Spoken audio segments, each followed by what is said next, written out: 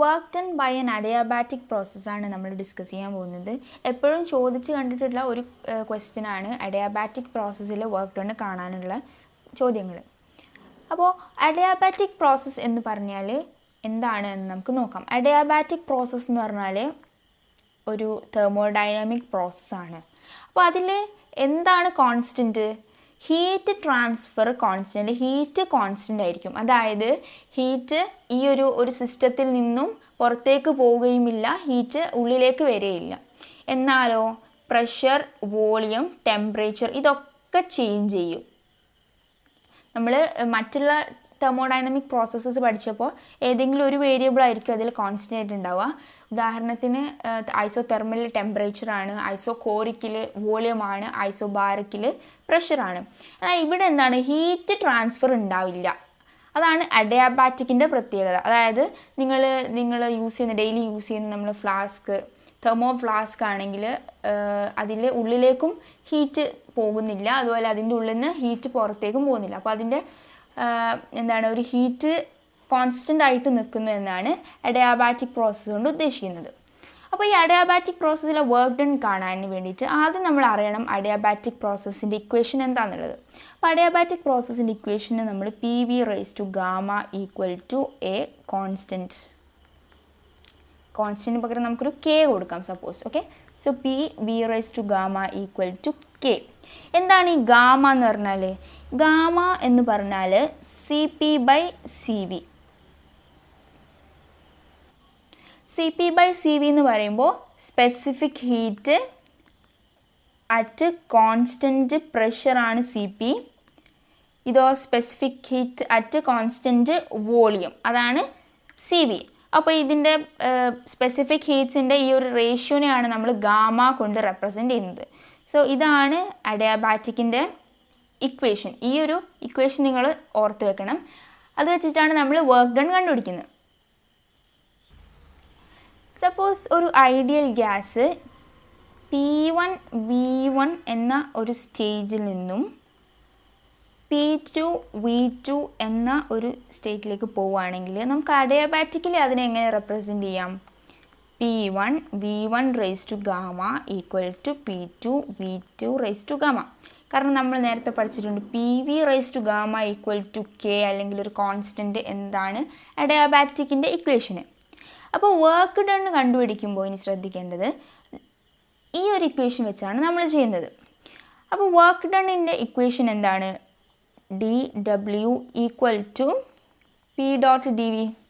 അപ്പോൾ അതെല്ലാത്തിലും സെയിം ആയിരിക്കും. എന്നാൽ നമ്മൾ എടുക്കുന്ന കണ്ടീഷനാണ് ഇവിടെ മാറുന്നത്. ഓരോ പ്രോസസ്സിലും ഡിഫറെൻറ്റ് കണ്ടീഷൻസാണ് നമ്മൾ അപ്ലൈ ചെയ്യുന്നത്.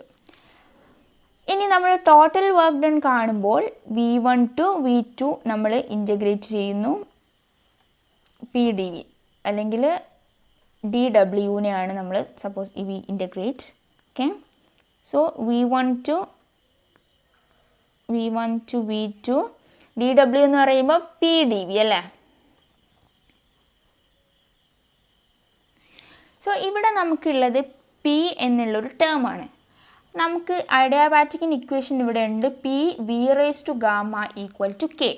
അപ്പോൾ ഈ ഒരു ടേം റീഅറേഞ്ച് ചെയ്തിട്ട് നമ്മൾ Pക്കുള്ള ഇക്വേഷൻ കണ്ടെത്താണ് P ഈക്വൽ ടു K/V⁻⁴. ഈ ഒരു ടേം K/V⁻⁴ എന്ന് Pക്ക് പകരം നമ്മൾ കൊടുക്കുന്നു. V1 to V2 integrate K/V⁻⁴ dV. ഇവിടെ K എന്ന് പറയുന്നത് എന്താണ്? കോൺസ്റ്റൻ്റ് ആണ്. അപ്പോൾ നമ്മളത് ഇൻ്റഗ്രേഷൻ്റെ ഉള്ളിൽ നിന്ന് പുറത്തേക്ക് എടുക്കുന്നു. K into V1 to V2 1/V⁻⁴ into dV. ഈ 1/V⁻⁴ നമുക്ക് എങ്ങനെ എഴുതാം?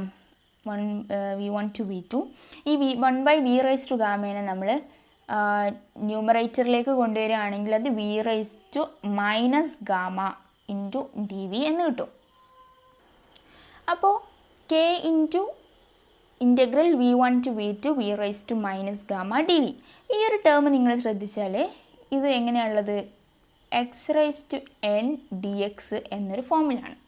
അപ്പോൾ ഇതിനെ നമ്മൾ എഴുതുക x⁻n+1/n+1 X raise to N എന്നതിനെ നമ്മൾ ഇൻറ്റഗ്രേറ്റ് ചെയ്യുക ഈ ഒരു ഫോർമുല യൂസ് ചെയ്തുകൊണ്ടാണ്. X raise to N plus 1 by n plus 1. അപ്പോൾ അതിവിടെ അപ്ലൈ ചെയ്താൽ നമുക്ക് എന്ത് കിട്ടും? കെ ഇൻറ്റു വി ആണ് ഇവിടെ എക്സിന് പകരമുള്ളത്. അപ്പോൾ V raise to N plus 1.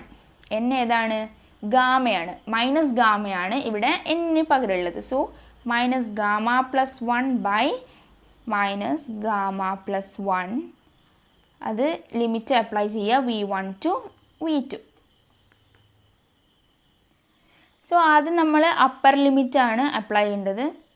V2 raise to minus gamma plus 1 minus V1 raise to minus gamma plus 1 divided by minus gamma plus 1.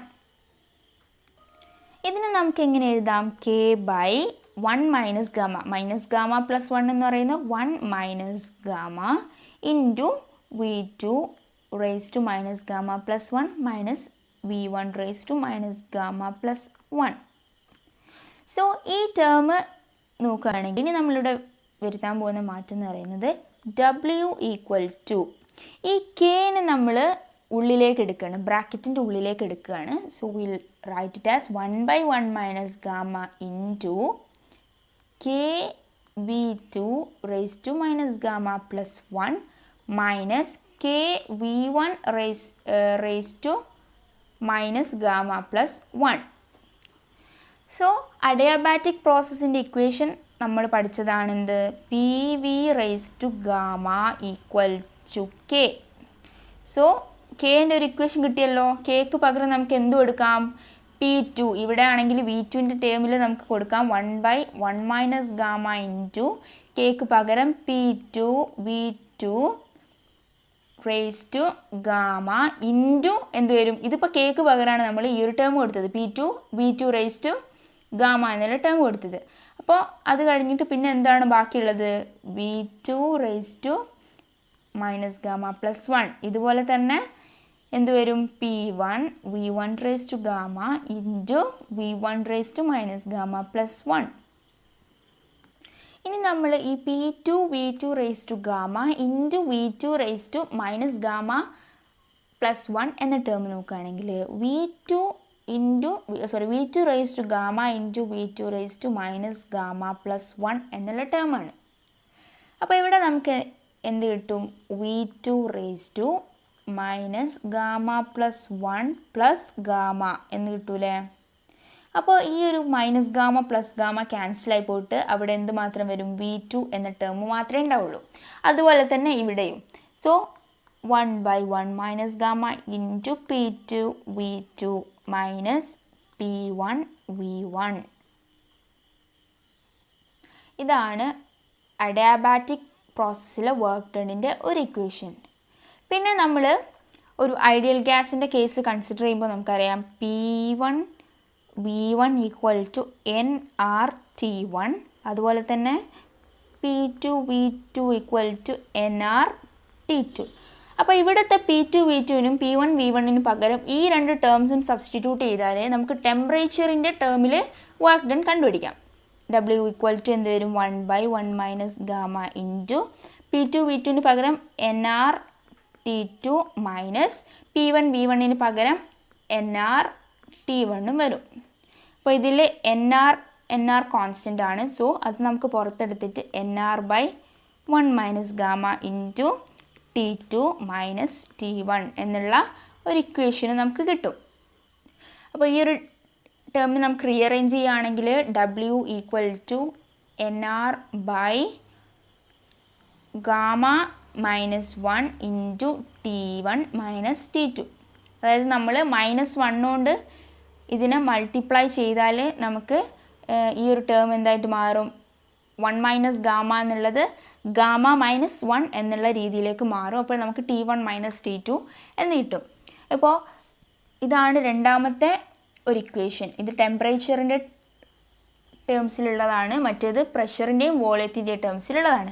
അപ്പോൾ രണ്ട് രീതിയിൽ ചോദിക്കാം. ചിലപ്പോൾ അഡിയാബാറ്റിക് പ്രോസസ്സിൻ്റെ ഒരു കേസ് തന്നിട്ട് അതിൽ പ്രഷറും വോളിയവും തന്നിട്ട് നിങ്ങളോട് വർക്ക് ഡൺ കാണാൻ ചോദിക്കാം. അതല്ലെങ്കിൽ ടെമ്പറേച്ചർ മാത്രം, ഇപ്പോൾ ഫൈനൽ ടെമ്പറേച്ചറും ഇനീഷ്യൽ ടെമ്പറേച്ചറും മാത്രം തന്നുകൊണ്ട് വർക്ക് ഡൺ കാണാനും ചോദിക്കാം. അപ്പോൾ ഈ ഒരു രണ്ട് ഇക്വേഷൻ നിങ്ങൾക്ക് ബൈ ഹാർട്ട് ആയിരിക്കണം. ബൈ ഹാർട്ട് അല്ലെങ്കിലും നിങ്ങൾ ഇത് ചെയ്യുന്ന രീതി ഓർത്ത് വെച്ചിരിക്കണം. എന്നാൽ അഥവാ ക്വസ്റ്റ്യൻ വന്നിട്ട് ഈ ഒരു ഇക്വേഷൻ ഓർമ്മയില്ലെങ്കിലും നിങ്ങൾക്ക് ചെയ്തു നോക്കിയാൽ പെട്ടെന്ന് കിട്ടാവുന്നതേ ഉള്ളൂ.